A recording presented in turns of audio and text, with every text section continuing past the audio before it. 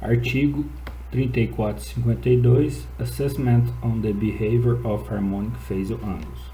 Autores Guilherme Leal Xavier e José Rubens Macedo Júnior. Atualmente, as normas que definem os protocolos e procedimentos para medição dos parâmetros de qualidade da energia elétrica baseiam-se apenas na quantificação das amplitudes, das tensões e das correntes harmônicas.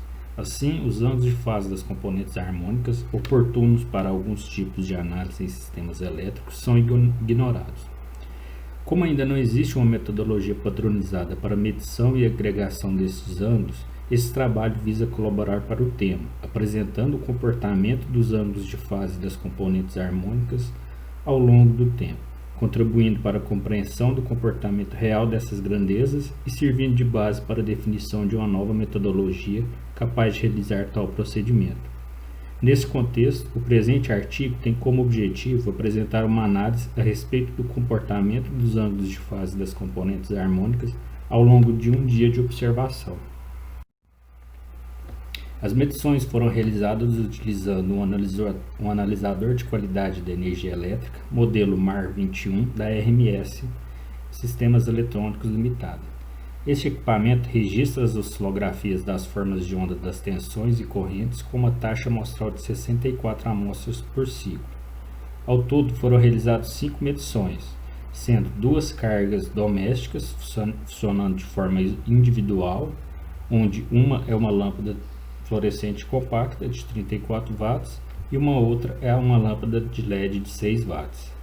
2 instalações elétricas de baixa tensão, sendo uma do tipo residencial e uma outra do tipo comercial. E por fim, um alimentador de distribuição de energia elétrica em média tensão, onde a medição foi realizada dentro da subestação, na saída do alimentador usando os sinais provenientes dos TPs e TCs de medição e proteção. As formas de ondas foram processadas utilizando um código desenvolvido em MATLAB, do qual ele tem como base a realização da transformada discreta de Fourier e a plotagem dos resultados.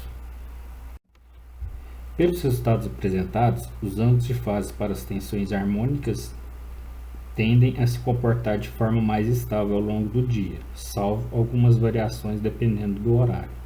Já no caso dos ângulos de fase das componentes harmônicas de corrente, os mesmos se apresentam com valores característicos de cada equipamento. Nas análises, considerando-se as medições com cargas individuais, as variações verificadas para os ângulos de fase das correntes harmônicas estiveram associadas com as variações ocorridas nos ângulos das tensões harmônicas. Adicionalmente, para o caso das instalações conectadas na rede elétrica de baixa tensão, verificou-se uma maior variação dos ângulos de fase para as correntes harmônicas, devido às constantes mudanças de cargas em funcionamento dentro dessas instalações.